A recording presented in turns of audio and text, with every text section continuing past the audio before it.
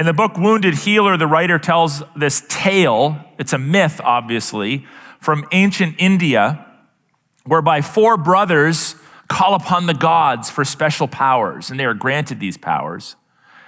And they decide to meet in the jungle one day to demonstrate, to show off their powers. And the first one says, well, my power is I can take a bone and put flesh on it. So he picks up a random bone off the ground and he puts flesh on it. The second brother says, well, I have the capacity to take a bone with flesh on it and add hair and skin. So he adds hair and skin to the creature. The third brother says, well, I have the capacity to add limbs and a head. So he adds limbs and a head to this creature that's developing. And the fourth brother says, well, I have the capacity to give life. And so he touches the creature and it comes to life. But unbeknownst to the 4 brothers, the bone that they'd picked up was a lion's bone. And the lion came to life and was angry and ended up killing the 4 brothers on the spot. The moral of the story is when you act like God, the very things you try to create will ultimately destroy you, because that's not your job and that's not your role. When we act like God, the very things we create will destroy us too. Nebuchadnezzar had to learn that the hard way. Nebuchadnezzar was the king of Babylon in the 6th century BC. He was responsible for a successful military campaign against Judah. He'd captured the southern tribes of Israel. He'd taken them into captivity. He'd appointed Daniel and several other noblemen and men of great intellect and wisdom to his team of technocrats, government employees, government servants. But he was prideful and arrogant. At one point in time, he built a big statue and he required everyone to bow down to it, and that didn't go so well, did it? Another point in time, even though he was warned, he's standing out on his roof and he looks out over Babylon and he's like, wow, what an awesome king I am. And that didn't go so well for him either. Now we're in Daniel chapter 5, and Daniel chapters 4 and 5 really are about the humiliation of 2 Babylonian kings. So as I mentioned to you previously, chapter 1 of Daniel is written in Hebrew, chapter 8 onward is written in Hebrew, but there's 6 chapters in the middle there, chapters 2 through 7, that are written in Aramaic, so that not only would the believing community hear these words, but the Babylonians could read it too. And chapters 4 and 5 parallel each other, just like chapters 3 and 6, and then chapters 2 and 7 parallel each other.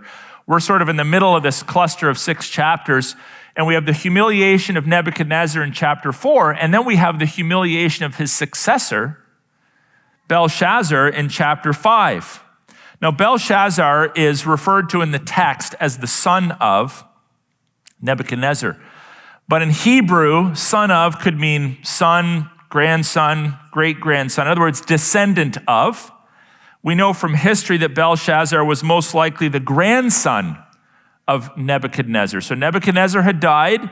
His son, I think his name was Nabonidus, took power. And then Belshazzar, his grandson, is now ruling the nation. And many decades had passed. Daniel had been serving in these various kings' courts for some time. By the way, if you've ever read the book of Esther, where the king gets ticked off at his bride, Vashti, for not showing up when he calls upon her, Vashti was the daughter rather of Belshazzar. So there's a sort of a connection here between these various monarchs. And this new king, Belshazzar, is ruling, and we read about his spiritual nosedive, or maybe a better way of putting it, the outing of his lack of true faith in the true and living God here in Daniel chapter 5. So join with me in Daniel chapter 5. We're going to start reading with verse 1. And we are looking at some lengthy passages of Scripture, but a rule in preaching is you have to preach the unit. So if the unit's 3 verses, then you preach 3 verses. If the unit is 50 verses, you got to preach all 50 verses. And this is a narrative, so you can't just sort of preach it in 3 sermons. So we're going to do a fair bit of reading again today. King Belshazzar made a great feast for 1,000 of his lords and drank wine in front of the 1,000. Belshazzar, when he had tasted the wine, commanded that the vessels of gold and of silver that Nebuchadnezzar, his father, aka his grandfather, had taken out of the temple in Jerusalem be brought, that the king and his lords, his wives and his concubines might drink from them. Quick question, good idea or bad idea? Bad idea. This is probably not going to go well for him. Then they brought in the golden vessels. These are vessels, folks, that had been committed and dedicated to the sacred worship of the true and living God, being taken out of his treasury by a pagan king and using them for a big pagan party that he was putting on.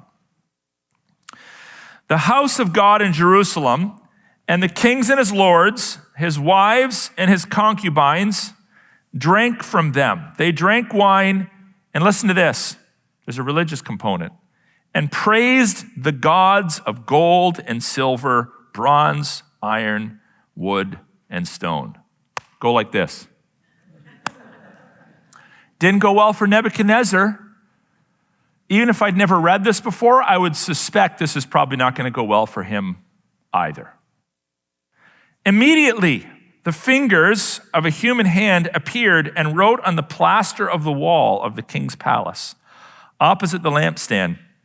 And the king saw the hand as it wrote, and as you would expect, then the king's color changed, and his thoughts alarmed him, and his limbs gave way, and his knees knocked together. The king called loudly to bring in, why? Why are they always calling these guys that are completely incompetent? But they do it every time there's an issue. Let's call the enchanters, the Chaldeans, the astrologers, the nitwits. And the king declared to the wise men, overstatement there, of Babylon, whoever reads this writing and shows me its interpretation shall be clothed with purple and have a chain of gold around his neck and shall be the third ruler in the kingdom. So, okay, yeah, this is a good idea because we all know that when you offer people power and money, they tend to tell the truth. Bad idea. Any tie-ins between cultures and rulers today? I think so. Then King Belshazzar was greatly alarmed. His color changed. His lords were perplexed. So they all come in. I think I skipped a verse there, verse 8. All the king's wise men came in, and they could not read the writing or make known to the king the interpretation. So he's doubly upset. Surprise, surprise. They weren't able to do it for Nebuchadnezzar twice. They can't do it for Belshazzar. Then there's the queen. The queen, who's really not supposed to be speaking in that culture, which is one of the themes in Scripture. One of the more unlikely people generally get it first. They tend to be a little bit ahead of the person that's supposed to get it. The queen, because of the words of the king and his lords, came into the banqueting hall, and the king declared, O king, live forever. Let not your thoughts alarm you or your color change. There is a man in your kingdom in whom is the spirit of the holy gods. Just pause there for a moment and take note of this. How would he not already know that? Shouldn't he know that? Shouldn't a person that's ruling presently know history? Shouldn't a person who has power and authority understand a little bit about what has happened previously? We're not talking about ancient history, just maybe 10 or 20 years earlier. But so quickly, people forget the lessons that have been learned by their forebears, and they forget about the resources that are available to them. So it's almost like a surprise here. In the days of your father, light and understanding and wisdom, like the wisdom of the gods, were found in him. And King Nebuchadnezzar, your father the king, made him chief of the magicians, enchanters, Chaldeans, and astrologers. At some point, he obviously had been demoted. Because an excellent spirit, knowledge, and understanding to interpret dreams, explain riddles, solve problems were found in this Daniel, whom the king named Belteshazzar. It's interesting that she knows his Hebrew name. Not only his assimilation name, but she also knows his Hebrew name. Now let Daniel be called, and he will show the interpretation. So we have here some lessons to consider. Belshazzar was not a man of faith in the true and living God, and Belshazzar had forgotten history, redemptive history. And I would just suggest to you that the absence of faith and remembrance are always present when sin happens. Think about that for a minute. When we sin, we not only are choosing not to trust and believe in our benevolent God's rules and plans for our lives, but we're also forgetting about how he has worked in history, both to bless and to judge the unrighteous. Think about that. So that's some, if you kind of want to think about the psychology of sin, so to speak, in your own head, it's like, why do I sin? Well, like, I have a sin in my life, or I keep falling back. Like, why, Lord? Maybe it's because I'm not trusting that God is actually good and his rules are best, but I've also forgotten about redemptive history. This is why we should be students of history, especially biblical history. So he forgets what God has done. He seems unaware of it. Maybe he wasn't taught, which would have been the fault of his father and the generation that came before him. It can be forgotten so quickly. So here we all are. We love Jesus. We're in church. It only takes a generation for the church to go extinct. Now, it won't, because Christ promises to build his church, but it can go from large numbers to very small numbers pretty quick. We're always one generation away from extinction, as has been said by other preachers. And it's true. So we have to do a good job in teaching the next generation what's happened in the past. There's a couple lessons I want to draw to this text. The first one is the destructive nature of pride. The destructive nature of pride. We saw it again in Nebuchadnezzar. We saw it in Belshazzar. By the way, just a historical side note, best as we can tell, Belshazzar was actually involved in a coup along with his father to prematurely take power away from their grandfather. Nice family, eh? Think you got some family problems? So he was sort of reaping what he sowed. His dad had ruled for a while, now it was his turn, but they'd sort of jumped the gun a little bit, and they were prideful and arrogant. And two of the ways they expressed their pride and arrogance is through what we could call a sacrilegious life and an idolatrous life. So sacrilegious life is where they take that which is dedicated to God, that which is pure and holy, and they use it for profane purposes. We don't think a lot about holy relics or holy objects in the New Testament church. But there are certain things under the Old Testament system that were dedicated to specifically to the use of God.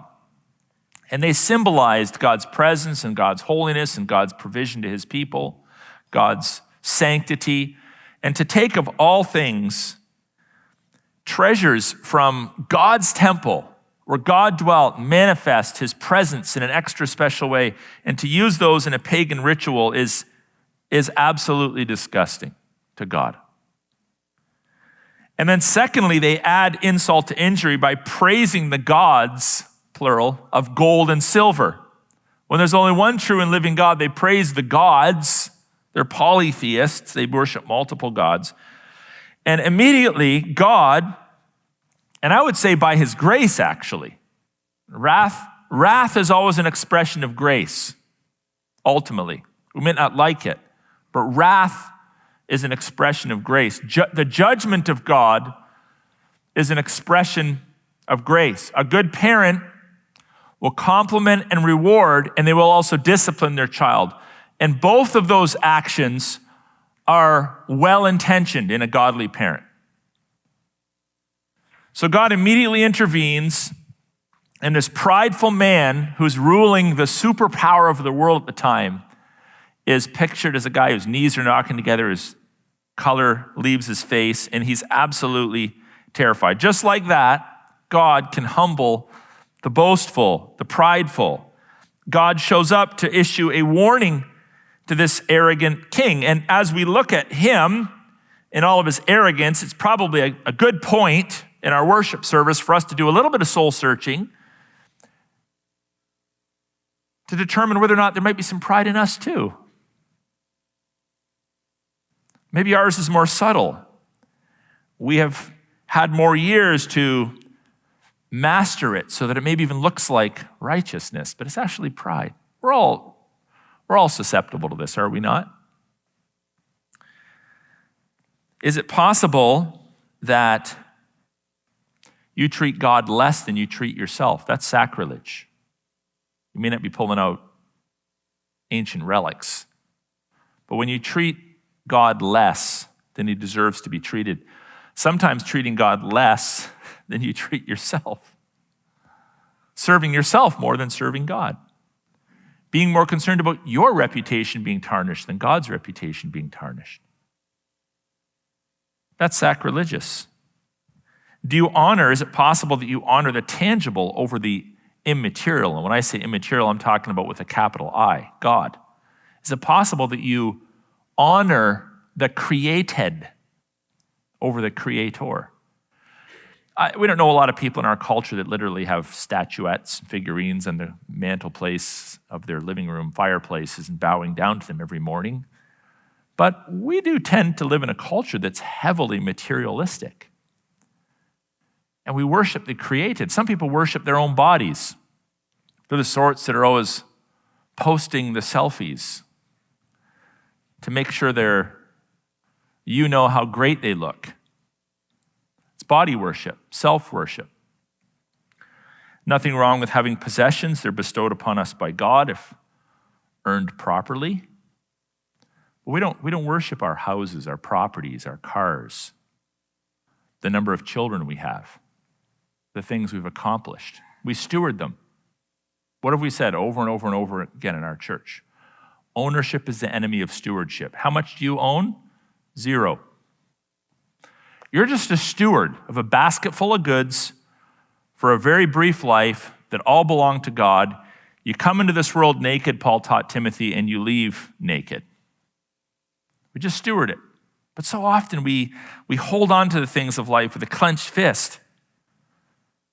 Let's not make these mistakes as he made. We don't tamper with worship. We don't flaunt our power, and we do not worship false gods. We don't worship the Buddha, Krishna, Muhammad, Allah. We don't worship the state. We don't worship science. We don't worship self. When we do this, or our national or civil rulers do this, God will eventually take us/them down. So God's man steps onto the scene, and oftentimes, as is the case in the present, so is the case in biblical history, it's the lone voice, it's the small minority, it's a remnant.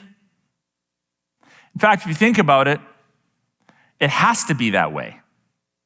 It always has to be the lone prophet, the small group, the remnant, because if it was the majority, the sin wouldn't have happened in the first place. So God's man steps out of the shadows. He'd been demoted for a period of time, and he boldly prophesies against the king's sinful behavior, and he pronounces judgment. Then Daniel was brought in, this is verse 13, before the king. The king answered and said to Daniel, "You are that Daniel, one of the exiles of Judah, whom my king, my father, brought from Judah. I have heard of you, that the spirit of the gods is in you." Not really, but he's a polytheist. "And that light and understanding and wisdom are found in you. Now the wise men," again, major overstatement, "the enchanters have been brought in before me to read this writing and make known to me its interpretation, but they could not show the interpretation of the dream." And I was just surprised and shocked because I thought they knew everything. No. "But I have heard that you can give interpretations and solve problems. Now, if you can read the writing and make known to me its interpretation," same offer, You shall be clothed with purple and have a chain of gold around your neck, and shall be the third ruler in the kingdom. Now, Daniel had some life experience. He knew that his previous promotions for serving the king hadn't stuck. Why? Because godless people are very fickle. Don't be too excited when they promote you, reward you, award you, pat your back. It's only temporary, folks. Soon you'll be at the bottom of the barrel again. When someone else steps forward, you'll be forgotten, you'll be tossed out, you'll be left aside. So what does Daniel say? He answered and said before the king, let your gifts be for yourself and your rewards to another. I'm not here for the paycheck. Nevertheless, I will read the writing to the king and make known to him the interpretation. O king, the Most High God gave Nebuchadnezzar your father kingship and greatness and glory and power. In other words, God, and this squares up with Romans 13. God is the one whose hand is ultimately on the appointment of civil rulers. Don't assume, therefore, that he always appoints good guys to office. Sometimes he appoints bad guys to office because he has a plan that he's not yet revealed. And he's going to use bad guys to ultimately bring himself glory as they rise and rise and rise, persecute and tyrannize their people. The taller they are, the harder they fall. So don't assume in your theology of statecraft that just because a person's in power, that that's part of God's moral will. It's part of his creedal, his declared, his sovereign will. That's true. But it doesn't mean that they're God's man. But God declares here through Daniel that even the tallest, highest, most prestigious king on the planet was put there by God. And because of the greatness that he gave him, all peoples, nations, and languages trembled and feared before him. Whom he would, he killed, and whom he would, he kept alive, and whom he would, he raised up, and who he would, he humbled. And when his heart was lifted up and his spirit was hardened, so that he dealt proudly, he was brought down from his kingly throne, and his glory was taken from him. This is a very applicable statement for us as we maybe ask the question, why, Lord? Why have you put these people in charge of our country, in positions of great governance? Why? Why? Well, when they're brought down, God gets a lot of glory from that. And this should strike fear into the heart of anyone and everyone in a position of influence or authority or power. We have to be so ruthless in the realm of motivation. So ruthless in evaluating ourselves. Is there something in me? I ask myself this as a leader, an influencer. Is there sin in me that my position, my authority, my power is feeding? Don't overlook it, Aaron. Don't turn a blind eye to it. Am I feeding something wicked in my own heart, in my own life? If I am, it'll be revealed. I'll be the guy on the internet, the fallen pastor, the guy being chastised, the guy, I told you so. I told you he wasn't the real deal. And you could find yourself in the same boat too. So be careful. Be humble lest you stumble. He was driven from among the children of mankind, and his mind was set like that of a beast. Remember that account, chapter 4. And his dwelling was with the wild donkeys, and he was fed grass like an ox, and his body was wet with the dew of the heavens until he knew the Most High God rules the kingdom of mankind and sets over it whom he will. And you, his son, Belshazzar, have not humbled your heart. This is a bold thing to say, but at this point, Daniel's like, the gloves are off. I'm not going to beat around the bush. I'm not going to be vague. I'm not going to circle in. You've not humbled your heart, though you knew all this. But you've lifted up yourself against the Lord of heaven, and the vessels of his house you brought him before you, and you and your lords, your wives, your concubines have drank wine from them, and you have praised the gods of silver and gods of gold, wood, iron, wood, and stone, which other prophets talk about this, how foolish it is, which do not see or hear or know. It's ridiculous that we worship the created, especially inanimate objects. But the God in whose hand is your breath, and whose are all your ways, you have not honored. Truthful, maybe not nice. Maybe there's too much of an emphasis in our current culture on niceness. You weren't nice. You hurt my feelings. I was a little too public of a rebuke. Well, he goes on to say, then from his presence the hand was sent, and the writing was inscribed, and this was the writing that was inscribed: mean, tekel, and parson. This is the interpretation of the matter.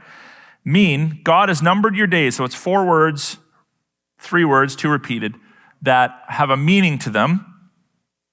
Number the days of your kingdom, brought it to an end. So you're done, dude.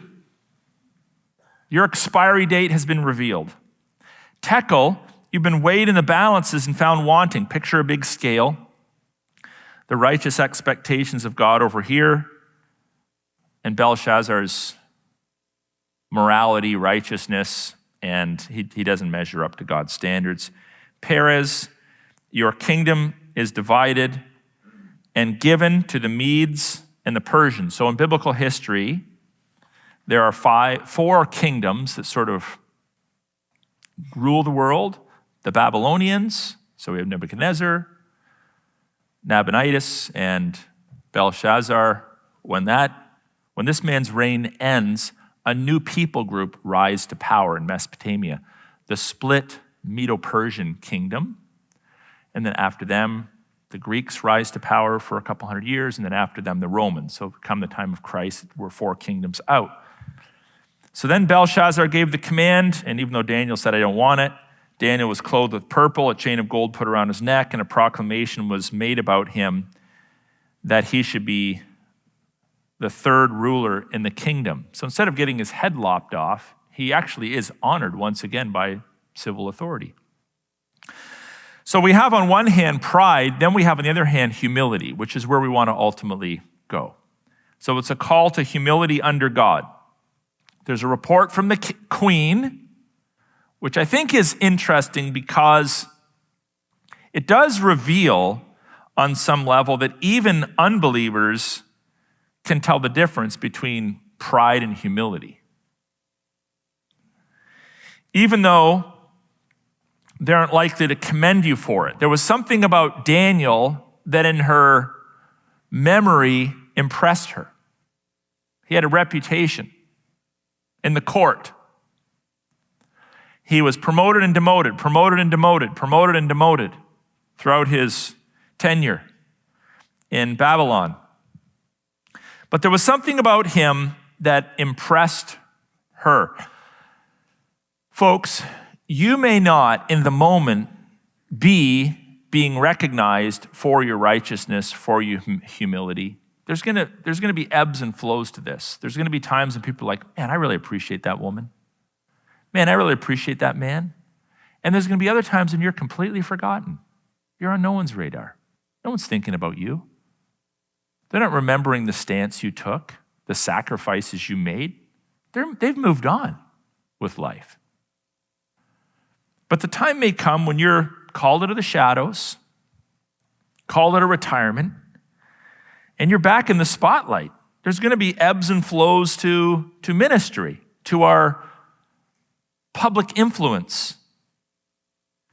But one of the things we all should love about Daniel, and we see this from the opening chapter of the book, is he wasn't in it for himself. If there's no other lesson you take away, just remember that. He's not in it for himself. He's not doing ministry for money. Obviously, he was supported in some way. He wasn't working a side job. He was fed in the court. He had lodgings in the court. His clothes came from probably the taxes that the king had extracted from his people.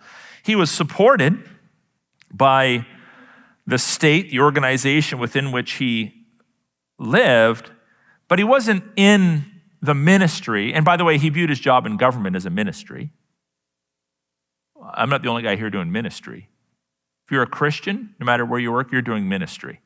Hopefully you are actually doing ministry there. So you're doing ministry, but he doesn't do it for the money.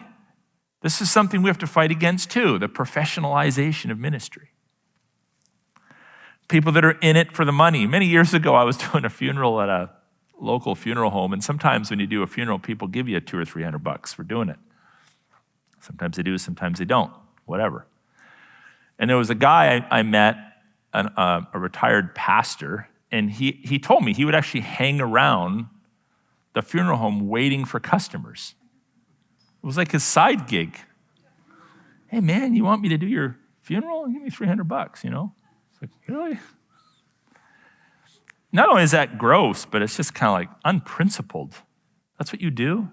People that start wedding agencies so they can do marriages for money. Really? It's not cool. We need to evaluate, are we in it for God or self? So our mindset should be, we're not in it for the money.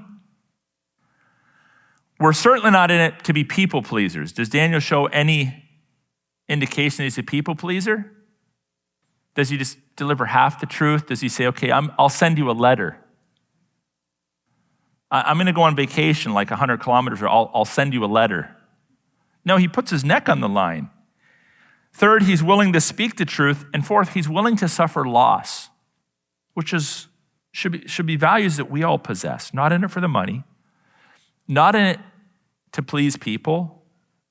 As much as it's nice when people are pleased, we're not in it for that. We're willing to speak the truth in love. But speaking the truth in love doesn't mean you're always speaking with a airy-fairy, soft, genteel voice. And willing to suffer loss. These are some things we see in Daniel's life, but again, I'll emphasize this. That doesn't mean that we're just being called to be like Daniel, but to encounter and allow our lives to be transformed by the God that encountered Daniel's life. If your life is simply trying to be modeled after Daniel, that's just where's the power behind that? It's just your decision making. It's your willpower. It's I would just love to be like Daniel. You ever identify people in the church? I'd really like to be like her. I'd really like to be like him. I'm going to follow them around and just kind of try to mimic them. Well, you could do that, and maybe at some point in time, people are like, is that your doppelganger? But it won't stick. If you encounter the God that the person you appreciate serves, and you learn the lessons that they have learned, you'll be the same kind of righteous characteristics present in your life. So there's nothing wrong with learning from one another, from having good role models around us, but ultimately, it's our God that transforms us. So if I have negatives in my life, it's not God's fault. If I have positives in my life, that's because of God. So any good that I have in me is not from me. The message is not just to moralize people, but to point people towards God. We call this a theocentric, a God-centered focus in our biblical teaching and preaching. When God is your all in all, now I will say this, because Daniel had put his neck on the line previously, I suspect that it was easier this time. So this wasn't new for Daniel. As a teenage boy, he put his neck on the line when he was invited into the king's palace. I'm not into that kind of a diet, food sacrificed to idols. I'm going to do my own thing. He put his neck on the line. He put his neck on the line, him and his friends, by not bowing down to the statue. We're going to have a lion's den incident yet. So this is part of his lifestyle. His lifestyle was not, once in a while, I'll put my neck on the line. It was just part of the way he lived. It was normal for him to offer himself as a living sacrifice to God. And when God is your all in all, you will also be motivated to do the right thing at the right time, the right way, and God will bless you for it. It's interesting that Daniel was even bold enough to use his grandfather Nebuchadnezzar as an example. So if it is true, I think it is historically, it's not recorded in the scriptures, that Belshazzar was part of a plot to overthrow his grandfather, to then use the man that he helped overthrow as a positive example, a negative and a positive example of his humiliation and his surrender to God. That's a bold move. That's a bold move for Daniel to make. But folks, at times, listen to this very carefully, because you're going to hear this debated all the time among modern day Christians. All the time. Folks, confrontation of the abuse of power, even at the risk of death, fines, or imprisonment, has always been one of the marks of godly people. Oh no, just keep your gospel in your church, pastor. Just deliver the basics of the gospel. We're all sinners. We're all going to hell. That's the bad news. If we don't put our faith in Jesus Christ and him alone for our salvation, we cannot be saved. So put your faith in Jesus Christ. And if you'd like to walk the aisle and meet me at the front now, that would be great. Just stick to that message. Separation of church from state means that the church can never speak into the realm of the state. Really? Maybe. I guess Daniel didn't know that yet. Folks, godly people throughout history, we don't pick on the government, but godly people throughout history, in the present, back at the time of the Reformation, back in the 1st, 2nd, 3rd century before Christianity was legalized, back before that when Daniel was in Babylon, godly people have always understood that at times you have to call out civil authorities. You've transgressed your sphere. You don't have the authority to do that or do that. You're leading people astray. You need to repent. Whether they do or not, you're not responsible for the outcome, but you are responsible to be a faithful prophet for God, to police God's covenant, to speak truth into the darkness. So next time someone says it's not our job, point them to this narrative. Daniel did it, so should we. So we can ask ourselves, how committed are we to this kind of humility mixed with courage? By the way, this is mildly irritating. This notion that humility means silence. That if you're truly humble, you'll never say anything. If you're truly humble, you'll just sort of walk around and speak around like 10 decibels max. Just sort of whisper. Men, you want to be a Christian man that follows Jesus, you need to be effeminate. Wear a cardigan. I look like Mr. Rogers.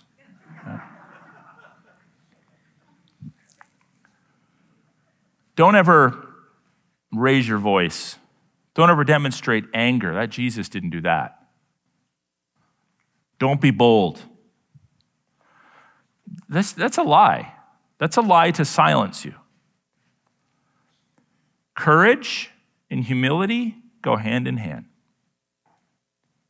Boldness and humility go hand in hand. Sometimes you have to raise your voice, and you can still be a very humble man or woman.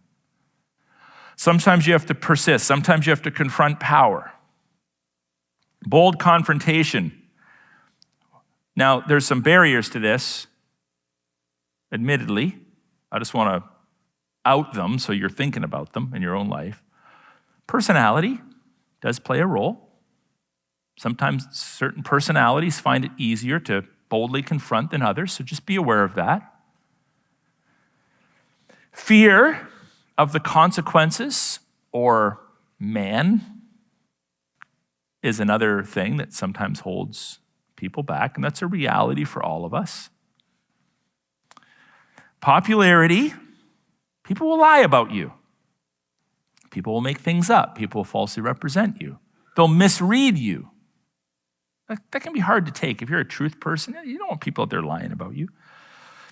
Culture, this fascinating culture we live in, where on one hand it's like tolerate everything except for people that aren't tolerant of foolishness. It's a weird world.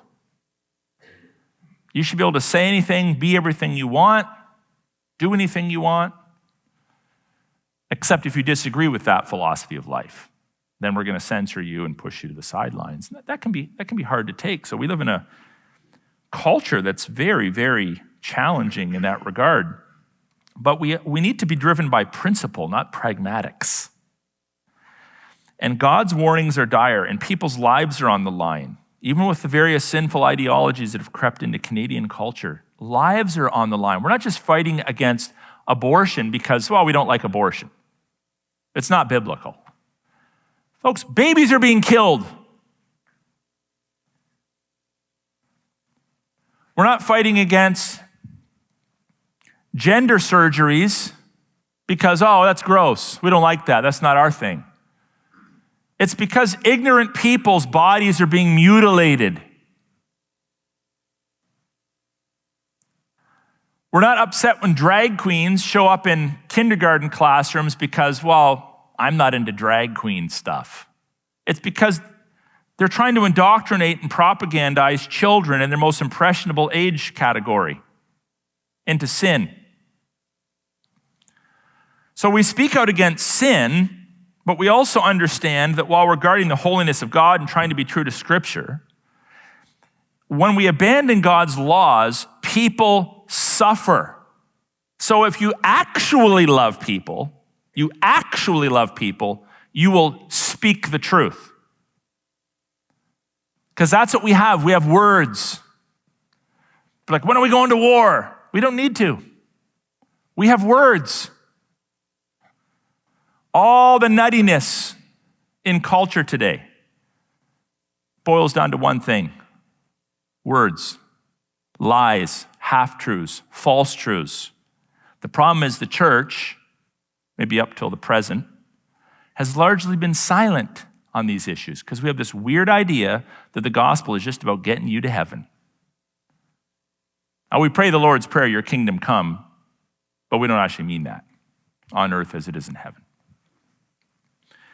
So we speak the truth, and we're concerned about the holiness of God, and we're concerned about truthfulness to the Word of God, but we're also concerned about all kinds of people that are being led to the slaughter, that are being led astray, that are being indoctrinated into very dark, godless, destructive philosophies.